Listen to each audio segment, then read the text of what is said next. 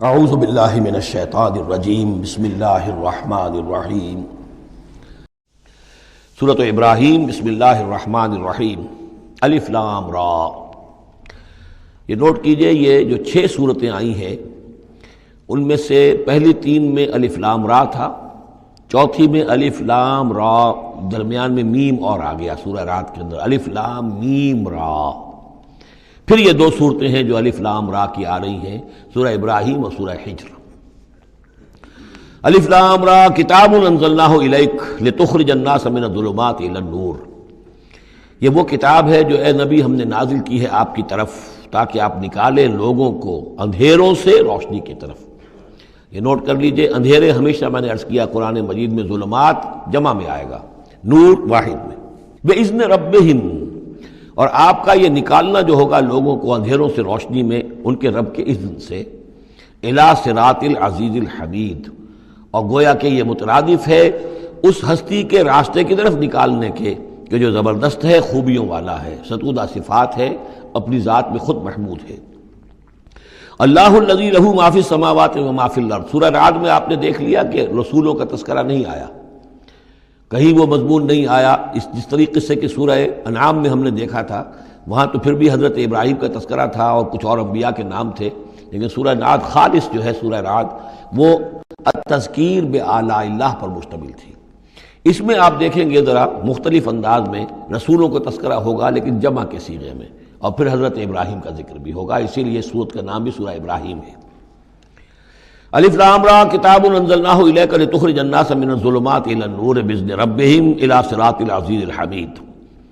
اللہ الذی، اس اللہ کے راستے کی طرف نکالنا، الذی لہ ما فی السماوات و ما فی الارض، جس کے لیے ہے، جس کی ملکیت ہے ہر وہ شے جو آسمانوں میں ہے اور ہر وہ شے جو زمین میں ہے۔ وویل للکافرین من عذاب شدید، اور بڑی تباہی اور بربادی ہے اور مصیبت ہے کافروں کے لیے بڑے عذاب سے۔ الذین یستحبون الحیات الدنیا علی الآخرہ، وہ لوگ جو پسند کرتے ہیں دنیا کی زندگی کو آخرت کے مقابلے میں۔ اب یہ ذرا سول سرچنگ موقع ہے، ہر شخص ذرا اپنے گریبان میں جھانکے، کہیں یہ الفاظ ہم پر تو منطبق نہیں ہو رہے۔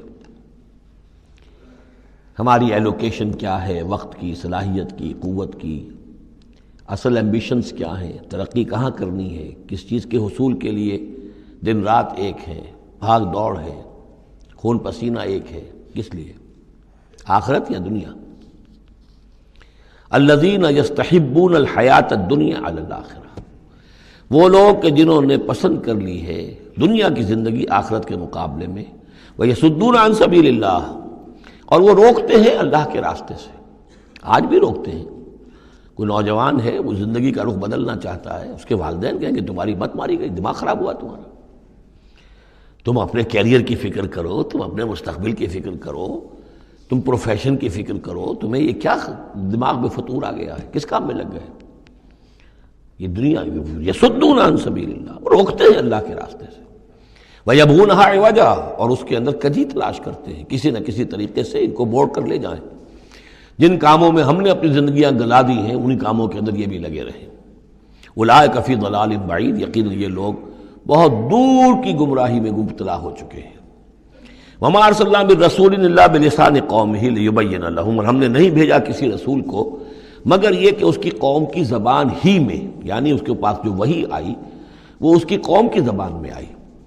حضرت موسیٰ کو کتاب دی تو عبرانی میں دی جو کہ اس کی قوم کی زبان تھی، اور کسی قوم میں جو بھی نبی آئے ہوں گے وہ اس قوم ہی کے اندر ان کے لیے کوئی بھی ہدایات آئی ہوں گی، وحی آئی ہوگی، نصیحتیں آئی ہوں گی، ان کی زبان میں آئی ہوں گی، لیبین لہم، تاکہ وہ پوری طریقے سے واضح کر دیں ان کے لیے۔ اجنبی زبان ہو، زبان کا جو ہے وہ حجاب درمیان میں ہو تو ظاہر بات ہے کہ وہ ابلاغ کا حق ادا نہیں ہوتا، پورے طور سے بات آپ پہنچا نہیں سکتے۔ فَيُضِلُّ اللَّهُ مَن يَشَاءُ، تو اللہ تعالیٰ پھر گمراہ کرتا ہے جس کو چاہتا ہے، وَيَهْدِي مَن يَشَاءُ، اور ہدایت دیتا ہے جس کو چاہتا ہے۔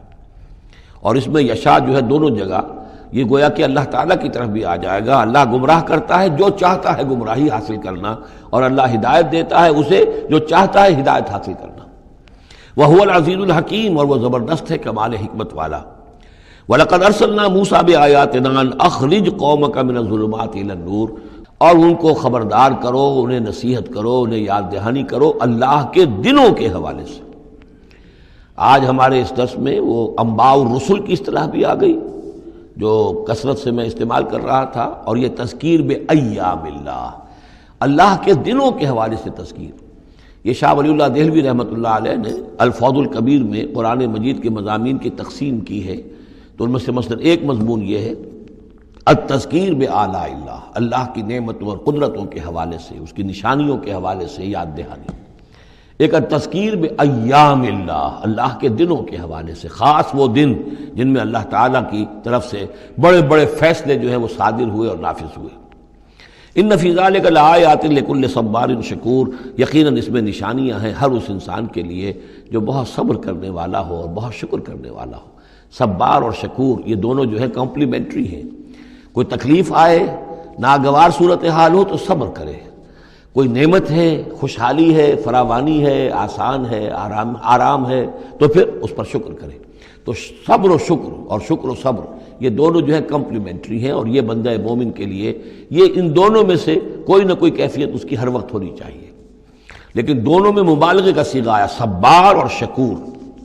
شکور بھی مبالغے کا صیغہ ہے، وہ فعول کے وزن پر۔ وَإِذْ قَالَ مُوسَىٰ لِقَوْمِهِ اذْكُرُوا نِعْمَتَ اللَّهِ عَلَيْكُمْ إِذْ أَنْجَاكُم مِّنْ آلِ فِرْعَوْنَ، اور یاد کرو جب کہ کہا تھا موسیٰ نے اپنی قوم سے، یاد کرو اس نعمت کو جو اللہ کی ہوئی تم پر، جب کہ اس نے تمہیں نجات دی آل فرعون سے۔ یسومونکم سوء العذاب، وہ تمہیں مبتلا کر کیے ہوئے تھے بدترین عذاب میں۔ وَيُذَبِّحُونَ أَبْنَاءَكُمْ، اور تمہارے بیٹوں کو قتل کر ڈالتے تھے، ذبح کر ڈالتے تھے۔ وَيَسْتَحْيُونَ نِسَاءَكُمْ، اور تمہاری بیٹیوں کو، عورتوں کو زندہ رکھتے تھے۔ وَفِي ذَلِكُمْ بَلَاءٌ مِّن رَبِّكُمْ عَظِيمٌ، اور یقیناً اس میں تمہارے رب کی طرف سے تمہارے لیے بہت بڑی آزمائش تھی۔